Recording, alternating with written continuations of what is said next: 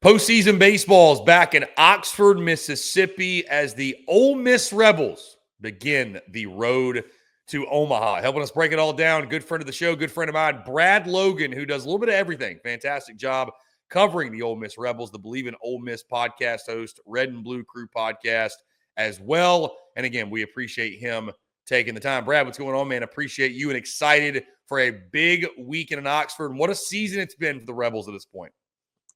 Yeah, the first regional, Chris, since 2021 in Oxford. And the Rebels, if things line up properly and Duke possibly comes out of that Georgia regional, which that's who Ole Miss is matched up with, the number 7 national seed Bulldogs, there could be an opportunity to be a super regional for the first time in Oxford since 2008. So a big opportunity for Ole Miss. I think you look at this regional with Murray State, with Western Kentucky, and then the 2 seed Georgia Tech. I think Georgia Tech's the team that kind of jumps off the page a little bit. Their coach is headed out, is going to retire, and it's a program that you thought initially might be able to get a host spot. The winners of the ACC, 19-11 in the conference, 40-17 overall, and boy, they really hit it, led by Kent Schmidt at averaging around 400 this year, along with Von Lackey at 349. They hit the long ball too.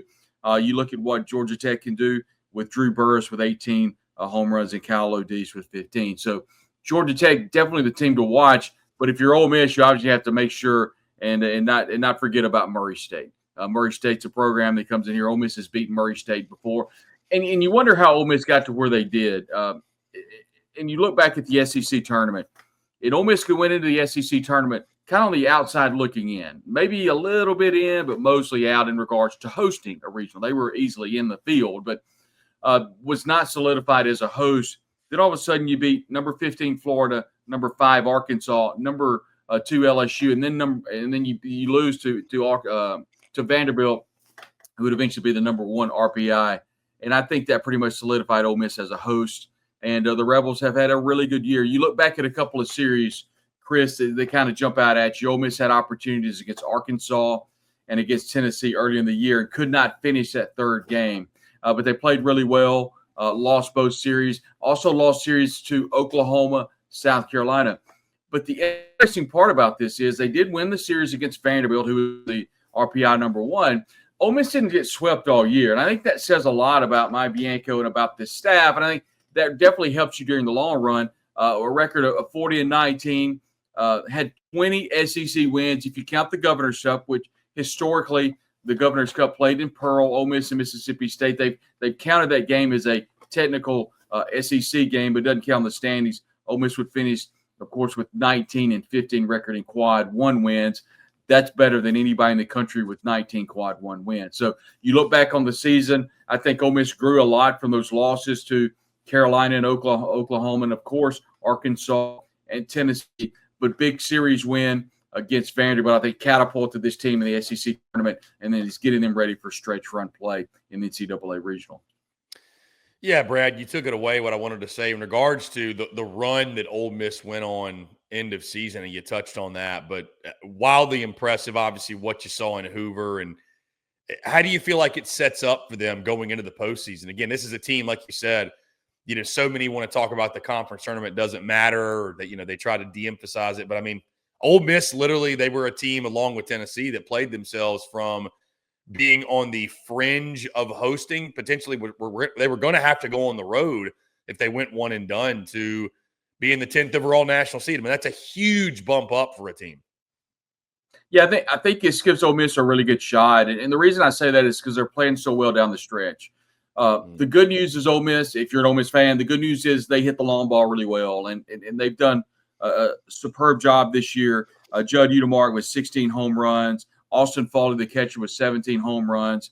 Mitchell Sanford with 15 home runs. I mean, those are just really big numbers for a program that has struck out a lot. And I think that's the downfall of this Ole Miss team is the strikeout to home run ratio is incredible with this team. And that's one thing Ole Miss has to do a good job. And I think if you're Murray State, the best thing for the Racers to do is can pitch it really well. You do your best to try to pitch around these Ole Miss hitters. It's probably going to be Nick Shute on the mound or Isaac Silva. Shute 4.02 ERA, Silva with 4.12 ERA. But both of them have appeared in 14 games, and they've started 12 and 13 respectively.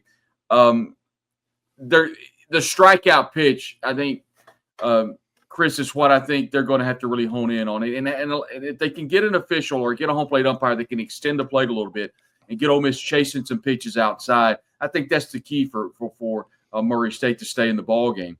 Murray State hits it pretty well, but if Hunter Elliott starts for Ole Miss, which we fully expect him to do, the perfect rotation would be Hunter Elliott to start. Then you come in with Mason Morris somewhere in the middle relief, and then finish up with Connor Spencer. You burn 3 pitchers, or even, best case scenario, Hunter Elliott goes the distance, and you come in with Connor Spencer in the 7th or 8th to finish it off. I think that leads Ole Miss the perfect path to winning the regional, and then you'll probably get Georgia Tech, who's going to get a pretty good Western Kentucky squad on Friday afternoon. One interesting point about this, Chris, so many regionals, I look at Tallahassee for one. The home team, the 1 seed, plays at 3, and then the 2 seed plays later on that day. Never been the case at Swayze Field. We talked about how crazy Swayze Field is and how absolutely raucous it will be. Friday night will be absolute zoo at Swayze Field. We said a moment ago, the first time Ole Miss has hosted a regional since 2021, Ole Miss would win that regional and go on and fall to Arizona on the road. And then the 08 Super Regional, the last time Ole Miss hosted there. So Ole Miss has made it to Omaha in 14 and, of course, won the national championship in 22. Those paths did not come through Oxford, Mississippi for a Super Regional. So that was interesting pass. The Super Regional went through Lafayette back in 14, and then, of course, the Super Regional went through Southern Mississippi back in 2022. So Ole Miss with a good opportunity, I think, to your original question. Got to pitch it well. The good news for Ole Miss is they've actually created a few arms that we haven't seen. Cade Townsend, a guy that came on and pitched really well in the SEC tournament, won a game for the Rebels. Mike Bianco would say at the end of the game, really good to see him because he's kind of trying out for that Friday night spot next year. And so Townsend's a guy that we'll definitely see at some point during the regional. But Ole Miss has had some really good production from its pitching staff. And I think a lot of that is because of Joel Mangrum, the pitching coach. Coach Mike Bianco went and made decisions during the offseason after 2 really lackluster years. I think that the best decision Mike Bianco made was making the hire of Joel Mangrum as pitching coach. He's completely changed this ball club. They've even intimated a lot of the players about how Joel Mangrum has jolted some energy into this program. Brad, you've talked a lot about the field. I want to go there next. Again, Georgia Tech, the 2 seed, which one of the images of Selection Monday was when they panned to Georgia Tech when they got announced being in this regional, and just the stone cold look on their faces. Nobody really all that happy. I'm sure, again, felt like they should have been hosting I believe, Brad, it's the first time the ACC regular season champion has had to go on the road, has not hosted a regional. So they will head to Oxford. You mentioned Western Kentucky. You mentioned Murray State. You look at the records of these teams in the regional. Georgia Tech, a 40-game winner, 19-11 in the ACC. Western Kentucky went 46-12, 18-9 in Conference USA. And Murray State, I mean, again, it's one of the best 4 seeds I think we have in the field, 39-13, 17-8 in the Mountain Valley Conference. I say all that to say, Brad, number one, what was your initial reaction when you saw the teams that'll be joining Ole Miss in the Oxford Regional? And do you agree with me? I think it's one of the most difficult regionals that we have in the field of 64. One of the more difficult paths, if you will. Ole Miss, not saying they can't come out of it. They absolutely can. But compared to some others, it is absolutely a gauntlet, it feels like, this weekend at Swayze. Yeah, I've been asked on a couple of different shows my thoughts on the regional. And my answer is always, well, I mean, I could take you to Fayetteville. I could take you to I think the Florida State regional and stuff. So I think anytime you get to this stage of the game, it's going to be difficult. LSU is got a tough regional. So, but yeah, I mean, it's a tough draw. And I was very surprised that LSU that Georgia Tech did not host. And we saw the selection show on Memorial Day, and when they interviewed the coach for Georgia Tech, he was like, we do the best we can, and we're excited to be here. He wasn't quite as blasé when he got back to his home media. Chad Bishop, who does a great job covering Georgia Tech for the Atlanta Journal-Constitution, posted an article, and basically it Coach was saying, never, like kind of like what you said. I mean, never in the history has the winner of the ACC not hosted a regional. I was very surprised that Georgia Tech is not a regional host. So I think they're absolutely deserving, which tells me they are very deserving of a top 16 seed. So I think Georgia Tech's one of the best teams that's outside that realm of top 16, and Ole Miss is going to have its hands full. Obviously, it has to get through, has to get finished, or has to get through the bracket with Murray State coming up on Friday night. We've seen Mike Bianco, and history proves he will throw his ace. That is Hunter Elliott, so I do not expect anything different. The showdown, to me, will be Saturday afternoon at 4 p.m. I feel like Georgia Tech will beat Western pretty handily, and I really feel like chalk will prevail, and we'll have an Ole Miss-Georgia Tech matchup in a absolute insane environment in Oxford at 4 p.m. at Swayze Field. Should be a lot of fun. The beer showers will be going all weekend long at Swayze. It's going to be a really good time. Brad, you've touched on it briefly. We'll expand on it if you don't mind. We obviously know the keys to baseball, right? It's pitch well, play great defense, timely hitting. Those things are well understood. In your mind this weekend, though, for this Ole Miss team, if they're going to punch their ticket to the Supers, is there one thing in particular you feel like they need to do well that maybe they've been doing of late, or just based off the competition that you see, one thing you feel like a key for Ole Miss this weekend they've got to take care of their business and get to that super regional round? I'm going to slide and deviate and give you two. Okay. The two that are very important, I think, for Ole Miss is number one is middle relief pitching. They've been kind of up and down. They had a really good tournament over in Hoover, the SEC tournament, but leading into the tournament, it's been kind of a hodgepodge middle relief. We've seen Will McCaustin come in and do some pretty good things. Obviously, I talked a moment ago about Mason Morris has been the number one guy. Gunnar Dennis is someone they've been leading on. Taylor Rabe. I do think Kay Townsend, we'll see him at some point this regional in Oxford, but middle relief pitching. And number two, avoid the strikeout pitch. And what I mean by that is Ole Miss has fanned a lot this year.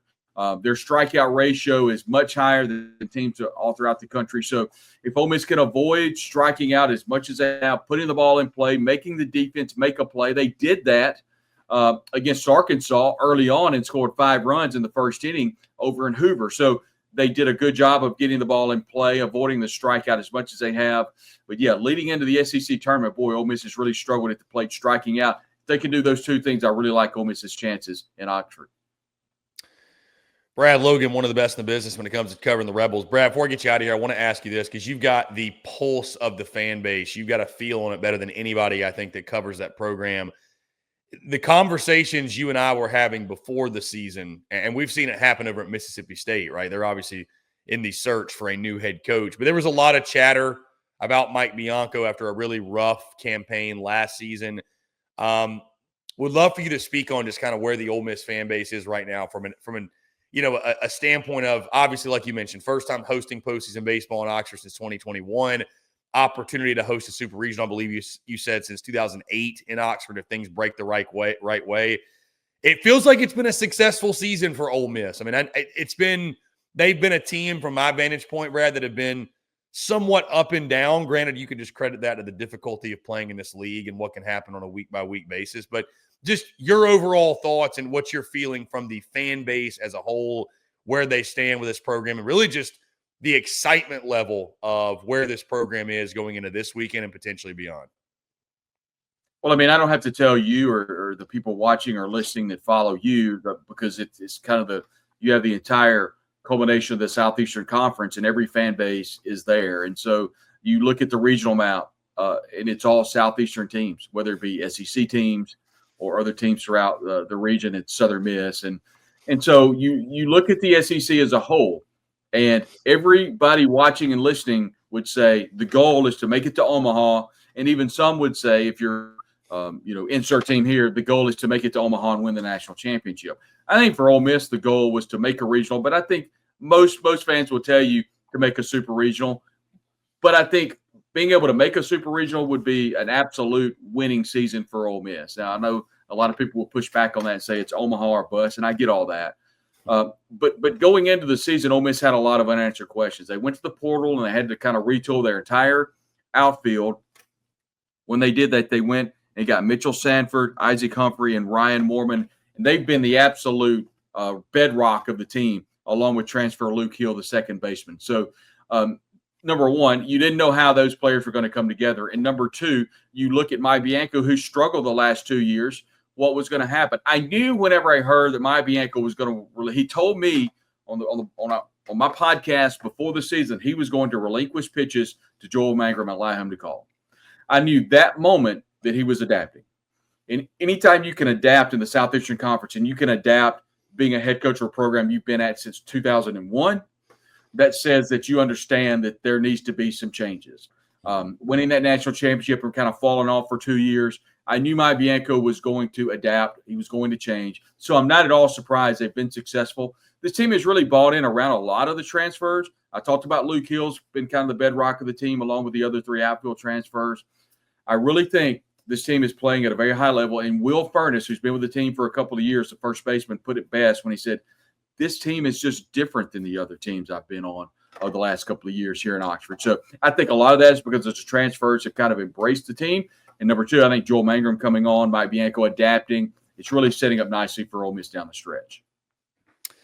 Once again, Brad Logan does a fantastic job covering the Rebels Believe in Ole Miss podcast, Red and Blue Crew podcast, the Logan Media Network. Brad, you do a fantastic job. I appreciate your friendship. And obviously, again, congrats on a great season. Let folks know where they can check out all your work. Absolutely. Everything is the hub at the Logan Media Network via YouTube, Facebook, and, of course, Twitter. Also excited about our Believe in Ole Miss podcast that I have with David Johnson. And we also have the Red and Blue Crew podcast with David Johnson. And then, of course, the Believe in Ole Miss podcast that I have on my own. So, yeah, pretty exciting times for Ole Miss. So many things are happening, whether it be men's and women's basketball that made it to the Sweet 16, Ole Miss football that made it to the top 10 with another 10-win season. You've got Ole Miss women's basketball, the Sweet 16. You've got softball playing the Women's College World Series. You've got an individual national championship in men's golf.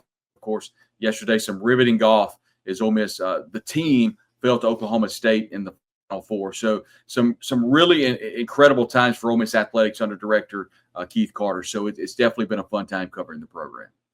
Brad, appreciate you taking the time. Let's definitely do it again soon. Thank you.